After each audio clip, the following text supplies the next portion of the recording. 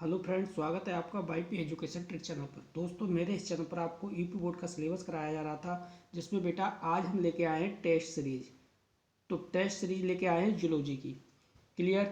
Zoology की देखिए test series है। जूलॉजी की टेस्ट सीरीज में हम टोटल जो चैप्टर 1 है, 1 चैप्टर की हम रिवीजन इस वीडियो में कर लेंगे। तो बेटा आपको बताना चाहूँगा कि आप मेरे चैनल पे नए हैं या अभी तक आपने मेरे चैनल को सब्सक्राइब नहीं करा है, तो नीचे रेड कलर के सब्सक्राइब बटन पे क्लिक कर लें और बराबर में बेल आइकन की घंटी है उसको भी प्रेस कर लें। इससे क्या होगा कि जब भी मैं वीडियो को अपलोड करूँगा तो बेटे उसका नोटिफिकेशन सबसे पहले आपके पास पहुँच जाएगा। तो हम बिना किसी देरी के करते हैं चैप्टर की शुरुआत। आप कॉपी और कलम को लेके बैठिए और आप कॉपी कलम को लेके बैठने के साथ साथ में आपको अपना आंसर भी टिक करते हुए चलना है। टोटल जब वीडियो समाप्त हो जाए, पूरा चैप्टर मैं आपको कंप्लीट करा दूं, तो इसके बाद आप कमेंट करिए और मुझे बताइए कि आपके टोटल कितने क्वेश्चन है वो सही हुए हैं। तो देखो पहला क्वेश्चन है आपका स्क्रीन पे। पहला क्वेश्चन है कि प्राणी विज्ञान की वह शाखा जो जंतुओं के वर्गीकरण से संबंध रखती है क्या कहलाती है? क्या वो अनुवांशिकी कहलाती है? पहला ऑप्शन है देखिए अनुवांशिकी, बी ऑप्शन है वर्गीकरण विज्ञान, सी ऑप्शन है परिस्थितिकी और डी ऑप्शन है शरीर क्रिया विज्ञान। यानी क्वेश्चन हमारा ये था कि प्राणी विज्ञान की वह शाखा जो जंतुओं के वर्गीकरण से संबंध रखती है क्या कहलाती है? तो जल्दी से आप अपने मन में आंसर इसका सोच लीजिए और अपने कॉपी पे लिख लीजिए इसका आंसर क्या हो सकता है, क्योंकि लास्ट में आप बताओगे कि कितने क्वेश्चन हमारे करेक्ट हुए। तो देखो अनुवांशिकी है, अनुवांशिकी में कभी भी वर्गीकरण विज्ञान की जो संबंध है वो नहीं होता। इसके बाद परिस्थितिकी में भी नहीं होता और शरीर क्रिया विज्ञान में भी नहीं होता है। तो वर्गीकरण का जो संबंध होता है किससे होता है? वर्गीकरण विज्ञान से। इसमें हमारा जो बी ऑप्शन है बिल्कुल सही है। इसका आंसर क्या हो जाएगा? वर्गीकरण विज्ञान। यानी वर्गीकरण से संबंध कौन रखता है? वर्गीकरण विज्ञान। तो बेटा पहला क्वेश्चन हमारा जो था वो समाप्त हो गया। अब देखिए दूसरा क्वेश्चन। दूसरा क्वेश्चन आपकी स्क्रीन पर है।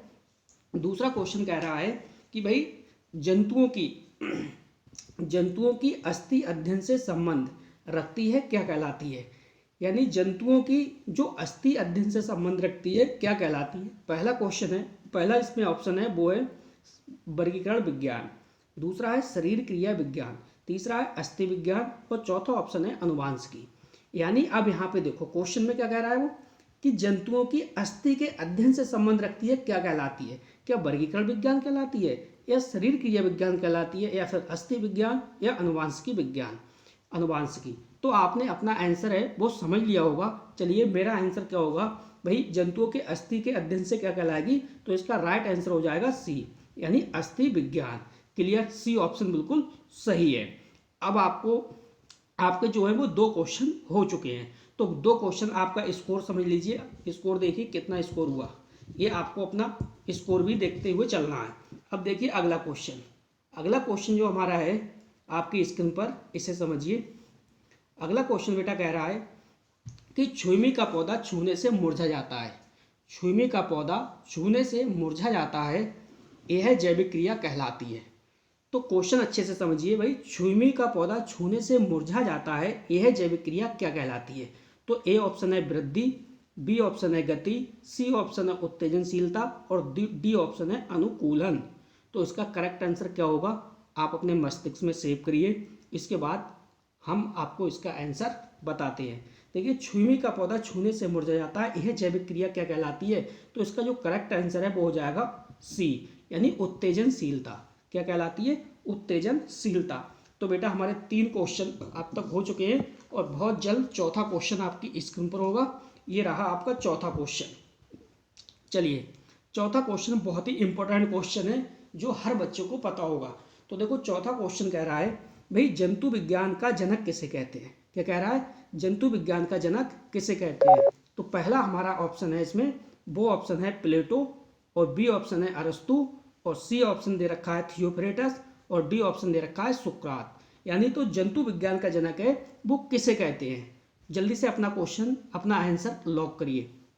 अपने मस्तिष्क में अपना आंसर लॉक करिए, कॉपी पे लिखिए अपना आंसर और मैं बता रहा हूँ आपको अपना आंसर। जंतु विज्ञान का जनक किसे कहते हैं? इसका बी ऑप्शन बिल्कुल सही है, अरस्तु। अरस्तु को क्या बोलते हैं? जंतु विज्ञान का जनक बोलते हैं। तो अब तक आपका कितना स्कोर हुआ वो आपको पता होगा। अब चलते हैं अगले क्वेश्चन की ओर। हम पूरे चैप्टर की रिवीजन बहुत ही अच्छे से कर लेंगे। तो प्लीज़ वीडियो आपको पसंद आती है तो प्लीज़ वीडियो को आप लाइक करिए और वीडियो को ज़्यादा से ज़्यादा अपने सभी दोस्तों में शेयर भी कर दीजिए। आपकी रिवीजन जूलॉजी की शुरू हो चुकी है, तो समझो। ये देखिए क्वेश्चन कह रहा है हमारा कि भाई जीवधारियों में, क्या कह रहा है, जीवधारियों में रोगों के कारणों कौमा रोगाणुओं आदि का अध्ययन क्या कहलाता है। जीवधारियों में रोगों के कारणों कौमा रोगाणुओं आदि का अध्ययन क्या कहलाता है।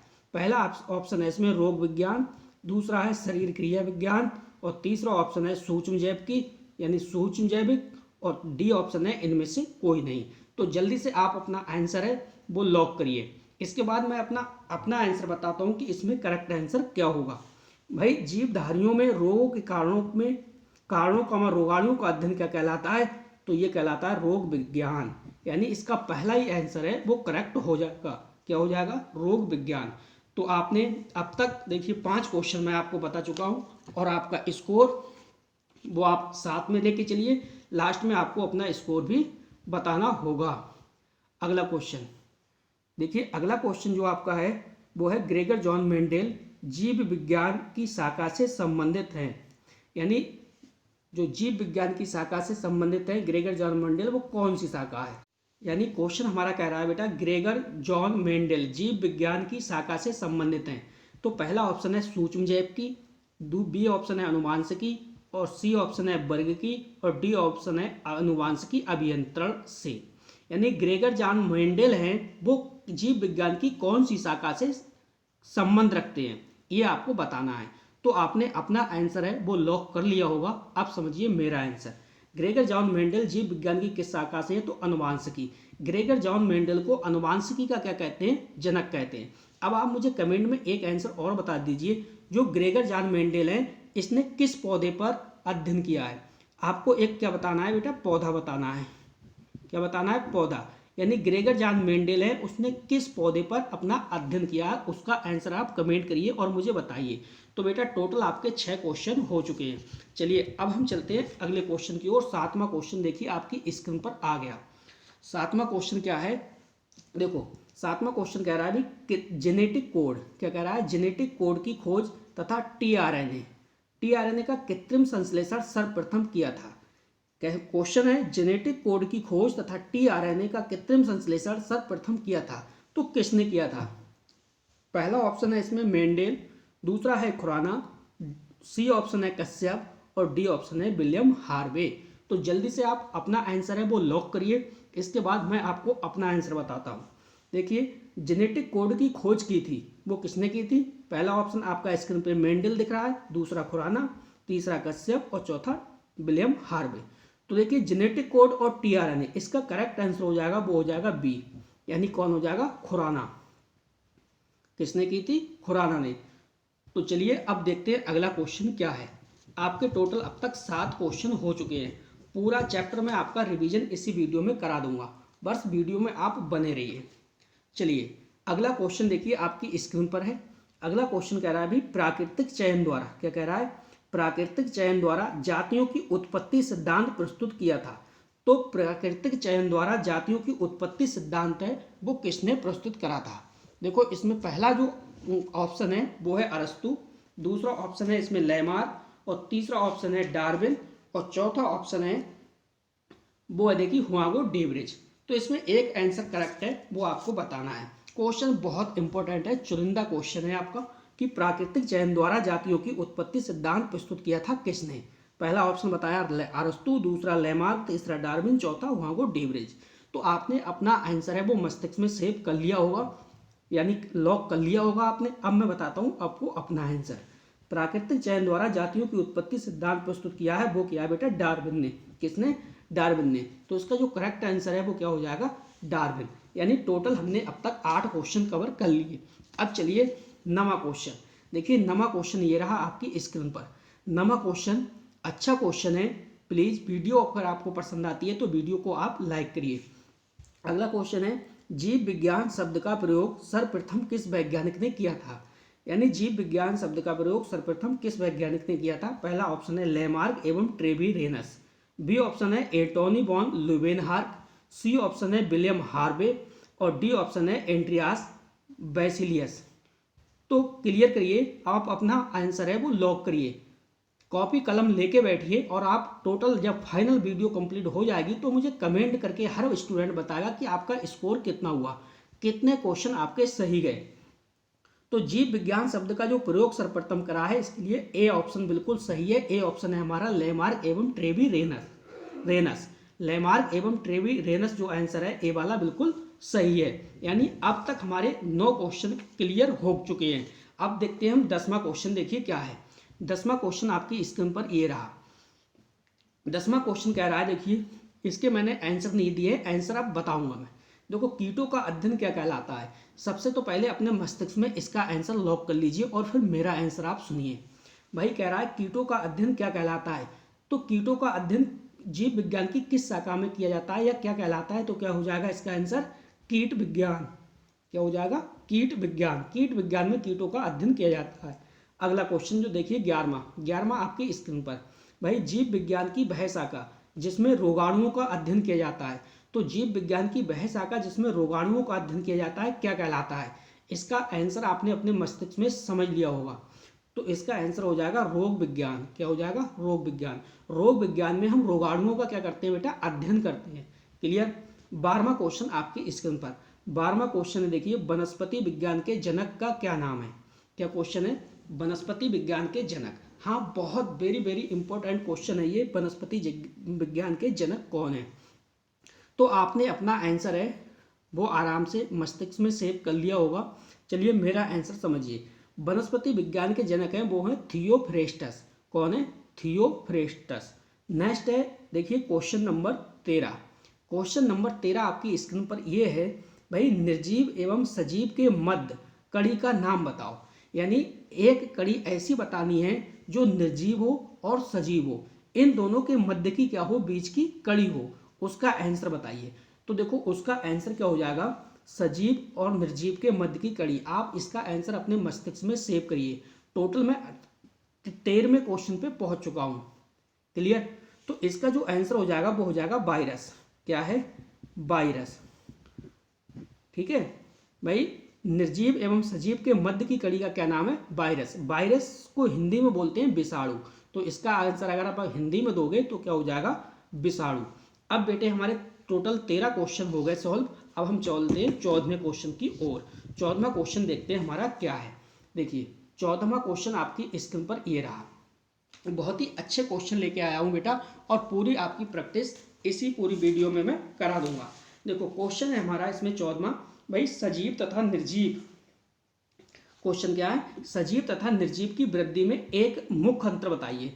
यानी एक आपको मुख्य अंतर जो सरल सा लगे वो आप बता दीजिए कि भाई सजीव तथा निर्जीव की वृद्धि में एक अंतर बताइए कि क्या अंतर होता है, सजीव में क्या अंतर होता है और निर्जीव में क्या अंतर होता है। तो चलिए आपने अपना आंसर जल्दी से मस्तिष्क में लॉक करिए। क्या वास्तव में इसका आंसर आपको याद है, सजीव तथा निर्जीव में वृद्धि। चलिए अब मैं बताता हूं आपको अपना आंसर। जो बेटा इसमें दे रखा है, देखिए सजीव, क्या दे रखा है, सजीव। एक अंतर पूछ रहा है, तो सजीव में आप बताओगे आंतरिक वृद्धि होती है। क्या बताओगे, आंतरिक। यानी जो आंतरिक वृद्धि होती है वो किसमें होती है, सजीव में। और जो निर्जीव है, निर्जीव में होती है बाह्य वृद्धि। क्या बताओगे, सजीव में आंतरिक वृद्धि तथा निर्जीव में बाह्य वृद्धि होती है। तो बेटा टोटल क्वेश्चन जो हो गए वो आपके 14 हो गए। अब चलिए चलते हैं 15वें क्वेश्चन की ओर। अब देखते हैं 15वां क्वेश्चन क्या है।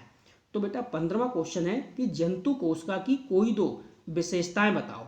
यानी जो दो सेल्स आपने पढ़ी हैं, एक प्लांट सेल होती है, दूसरी होती है एनिमल सेल। तो ये जंतु कोशिका तथा दूसरी वनस्पति कोशिका। तो यहाँ पे बात कर रहा है, वो कर रहा है जंतु कोशिका की। यानी जंतु कोशिका की कोई भी दो विशेषताएं बता दो जो आपको जनरली याद है, जो आपको बिल्कुल सिंपल पड़े। तो सबसे पहले मैं आपको देखिए बता रहा हूँ, आपने अपना जो आंसर है इसका मस्तिष्क में सेव कर लिया होगा और आपको पता भी चल गया होगा कि मेरा आंसर सही है या गलत है। आप चेक करोगे बाद में और टोटल क्वेश्चन मैं आपको बता दूंगा। इसके बाद आप मुझे बताओगे कि आपका क्वेश्चन है वो स्कोर आज का कितना रहा और वीडियो आपको कैसी लगी। प्लीज़ जितने भी प्यारे मेरे स्टूडेंट इस वीडियो को देख रहे हैं वो सभी स्टूडेंट वीडियो को लाइक अवश्य कर दें और ज़्यादा से ज़्यादा अपने सभी दोस्तों को शेयर भी कर दें, क्योंकि जूलॉजी की आपकी जो रिवीजन है वो शुरू हो चुकी है। तो देखो, जंतु कोशिका की दो विशेषताएं आपको बता रहा हूँ। एक आप जानते हो कोशिका भित्ति, नाम सुना है आपने, कोशिका भित्ति। कोशिका भित्ति को इंग्लिश में बोलते हैं सेल वॉल। क्या है बेटा इसका? कोशिका भित्ति, कोशिका भित्ति। और दूसरा नाम आपने एक और सुना होगा हरित लवक का, यानी क्लोरोप्लास्ट का। कुल मिला के कोशिका भित्ति और जो हरित लवक होता है ना, क्लोरोप्लास्ट, ये दोनों क्या होते हैं? अब्सेंट होते हैं। किसमें? जंतु कोशिका में। जंतु कोशिका में ये नहीं पाए जाते, कोशिका भित्ति और हरित लवक। इसमें जंतु कोशिका में इसका अभाव होता है। किसका? कोशिका भित्ति, और दूसरा क्या है? हरित लवक। हरित लवक, हरित लवक और कोशिका भित्ति जंतु कोशिका में नहीं पाई जाती। तो इसका आंसर भी आपको क्लियर हो चुका होगा। अगला क्वेश्चन है हमारा, देखिए 16वां क्वेश्चन सुपर स्टार क्वेश्चन है, बहुत वीआईपी क्वेश्चन है। तो समझिए इसका आंसर क्या है। देखो, क्वेश्चन है हमारा, भाई जीवाश्म विज्ञान में किसका अध्ययन किया जाता है, यानी जो जीवाश्म विज्ञान है उसमें किसका अध्ययन आप करोगे। तो जल्दी से कमेंट करिए और बताइए भाई जीवाश्म विज्ञान में किसका अध्ययन किया जाता है। इसका आंसर है तो अपने मस्तिष्क में आप लॉक कर लीजिए। अब सुनिए मेरा आंसर, भाई जीवाश्म विज्ञान में किसका अध्ययन करोगे आप। तो जीवाश्म विज्ञान में करोगे बेटा जीवाश्मों का अध्ययन। किसका अध्ययन करोगे आप? जीवाश्मों का अध्ययन करोगे। तो टोटल कुल मिला के देखो 16 क्वेश्चन हमने पढ़ लिए। ईमानदारी से आप जब वीडियो समाप्त हो जाए तो प्लीज़ कमेंट में जाना और ईमानदारी से मुझे ये बताना कि आपके कितने क्वेश्चन हैं वो करेक्ट हुए और कौन से कितने क्वेश्चन हैं वो अनकरेक्ट हुए। ठीक है, तो हर स्टूडेंट टोटल अपना स्कोर जरूर बताएगा। 16 क्वेश्चन मैं आपको करा चुका हूँ। चलिए भाई, ये रहा देखिए 17वां क्वेश्चन। 17वां क्वेश्चन बहुत वीआईपी क्वेश्चन है, अच्छा क्वेश्चन है। क्वेश्चन कह रहा है भाई, निम्नलिखित में से कौन सा सजीव है। क्या कह रहा है? निम्नलिखित में से कौन सा सजीव है। तो पहला ऑप्शन है वो है इसमें ईंट, दूसरा है नमक, तीसरा है सर्प और चौथा है कार। क्या है? कार। जल्दी से इसका जो आंसर है वो आप अपने मस्तिष्क में लॉक करिए और मुझे बताइए। बताना तो आपको टोटल स्कोर है जाके वीडियो के कमेंट बॉक्स में। क्लियर? और हाँ, एक बात आपको और भी बताना चाहूँगा बेटे, अगर आपने इस चैप्टर 1 को बिल्कुल भी नहीं पढ़ा है तो आप चैप्टर 1 की वीडियो डीपली पढ़ने के लिए कमेंट बॉक्स में जाइए। कमेंट बॉक्स का मैंने नाम ले लिया, वीडियो के डिस्क्रिप्शन में जाइए। जब आप वीडियो के डिस्क्रिप्शन में जाओगे तो वहाँ पे चैप्टर 1 की वीडियो की लिंक मैंने दे रखी है। उस लिंक को आप खोलिए और उस लिंक को खोलने के बाद चैप्टर 1 डिटेल से आराम से पूरा पढ़िए और इसके बाद इस टेस्ट सीरीज को लगाइए तो टोटल क्वेश्चन आपके बिल्कुल सही हो जाएंगे। चलिए समझिए, क्वेश्चन हमारा क्या था, निम्नलिखित में से कौन सा सजीव है। तो मस्तिष्क में आपने इसका आंसर सेव कर लिया होगा। चलिए मैं बताता हूँ आपको कौन सा आंसर है इसका जो सही होगा। कह रहा है निम्नलिखित में से कौन सा सजीव है। तो सजीव क्या होते हैं पहले ये समझिए। एक होता है शब्द सजीव, दूसरा होता है निर्जीव। सजीव का मतलब ये होता है जिसमें जान होती है। क्या बोलोगे सजीव के बारे में? जिसमें जान होती है। और निर्जीव कौन से होते हैं? जिनमें जान नहीं होती। तो सजीव में देखिए पहला क्या है इसमें ऑप्शन दिया है ईंट। क्या ईंट में जान होती? नहीं। तो बेटा पहला क्वेश्चन तो हो नहीं सकता। दूसरा है नमक, तो नमक में भी जान नहीं होती, ये भी नहीं हो सकता है। सर्प, हाँ सर्प में जान होती है। तो सजीव तीसरा हमें मिल गया। कार, क्या कार में जान होती? नहीं होती। ईंट, नमक और कार कैसे हैं? ये निर्जीव के एग्जाम्पल हैं। लेकिन जो सजीव का एग्जाम्पल है वो क्या हो जाएगा? सर्प। यानी सी वाला ऑप्शन है वो बिल्कुल करेक्ट है। 17 क्वेश्चन हमने सॉल्व कर लिए। अब देखते हैं बेटा 18वां क्वेश्चन। देखिए ये रहा आपका स्क्रीन पर 18वां क्वेश्चन। देखिए ये रहा 18वां क्वेश्चन। 18वां क्वेश्चन देखो क्या कह रहा है बेटा, बहुत अच्छा क्वेश्चन है 18वां भी। क्वेश्चन कह रहा है कि निम्नलिखित में से कौन सा निर्जीव है। क्या कह रहा है? निम्नलिखित में से कौन सा निर्जीव है। तो पहला ऑप्शन है मछली, दूसरा नहीं, पहला है अमीबा, दूसरा है मछली, तीसरा है पादप, पादप का मतलब प्लांट है, और चौथा है जहाज। इस बार उल्टा कर दिया इसने। क्या पूछ रहा है? निर्जीव। तो आपको तो निर्जीव बताना है, और निर्जीव बताने के लिए क्या पकड़ना पड़ेगा आपको? जिसमें जान नहीं होती वो क्या होते हैं? सब निर्जीव होते हैं। तो देखो अमीबा सजीव का एग्जाम्पल है, मछली सजीव का एग्जाम्पल है, प्लांट यानी पादप सजीव का एग्जाम्पल है, लेकिन जो जहाज है, जहाज क्या है? एक निर्जीव है। इसलिए हमारा जो आंसर हो जाएगा वो कौन सा हो जाएगा, डी ऑप्शन बिल्कुल करेक्ट सही है। नेक्स्ट अगला जो देखिए क्वेश्चन है हमारा, अगला क्वेश्चन है देखिए 19वां क्वेश्चन कह रहा है कि अनुकूलन पर टिप्पणी लिखिए। तो अनुकूलन पर टिप्पणी लिखिए, आप अपने मस्तिष्क में सोचिए कि अनुकूलन पर टिप्पणी क्या हो सकती है। जल्दी से अपने मस्तिष्क में सोचिए भाई अनुकूलन पर अगर टिप्पणी पेपर में आ जाए लिखने के लिए तो क्या लिखोगे। चलिए अब सुनिए मेरा आंसर। अनुकूलन क्या होती है भाई, जो जीवधारी होते हैं ना, वो जीवधारी स्वयं को परिस्थितियों के अनुसार ढाल लेने की क्षमता को हम क्या कहते हैं, अनुकूलन कहते हैं। जैसे कहीं पे भी ठंडा मौसम है और वहाँ पे जीवधारी आ जाएं और उस ठंडे मौसम के अकॉर्डिंग ही रहने लगे, ठीक है, तो वो क्या कहलाएगा, अनुकूलता कहलाएगा। या गर्म मौसम है तो गर्म मौसम में कोई भी जीवधारी आ गए और वो गर्म जलवायु के अकॉर्डिंग अपने आप को ढाल ले रहे हैं, उसमें रहने की क्षमता है, रह रहे हैं समुदाय में, तो वो क्या कहलाएंगे, अनुकूलन। नेक्स्ट अगला क्वेश्चन देखिए 20वां क्वेश्चन कह रहा है सजीव तथा निर्जीव में अंतर बताइए। तो मैंने आपको बताया भाई सजीव तथा निर्जीव में पहला पॉइंट मैं आपको बता चुका हूँ कि सजीव में क्या होता है भाई, सजीव में जान होती है, क्या होता है, जान होती है, और निर्जीव में कोई भी जान नहीं होती। अब आप बताओ भाई जब सजीव में जान होगी तो सजीव तो भोजन भी करेगा, यानी पोषण करेगा। क्या निर्जीव कभी भोजन खाता है, नहीं खाता है।